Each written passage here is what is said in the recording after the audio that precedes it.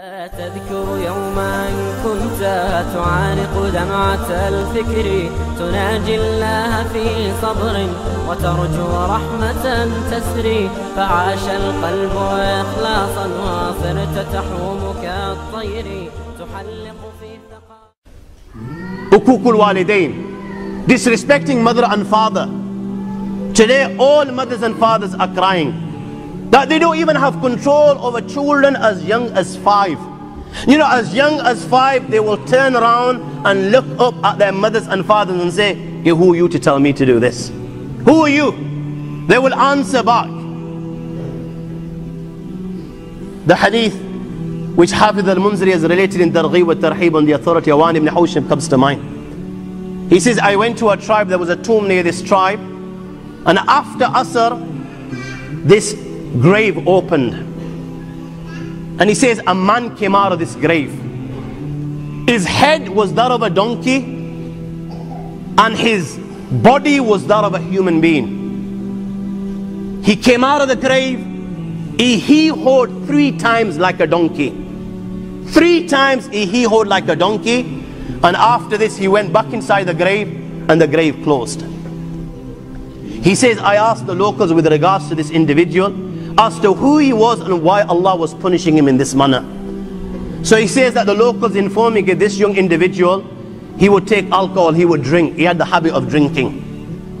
And when he would drink too much and he would return home in the evening to his mother, just as our mothers do, you know, when we're out and having a good night out, haven't told our mothers are sleepless, they're not even sleeping, they're waiting us for inside their homes, you know, fearing with regards to our well-being. Are we okay? Where are we? They're waiting there. My friends, his mother would do the same. When he would return and she would see him intoxicated, to save him from Jahannam and the fire of hell and the punishment of the Akhirah, she would give her son nasiha, and she would say to her son, oh my son, ittaqullah, fear Allah subhanahu wa ta'ala, stay well away from this thing, al-khamru jumma al-ithm, this is the mother of all evils, ummul khabaith. Oh my son, rizsu min amali shaitan, is a filthy thing, is from the handicraft and works of the shaitan. Fajtanibu la'allakum tuflihun. Oh my son, if you want success, if you want to go to paradise, then don't even go near this. Oh my son, do you not realize this,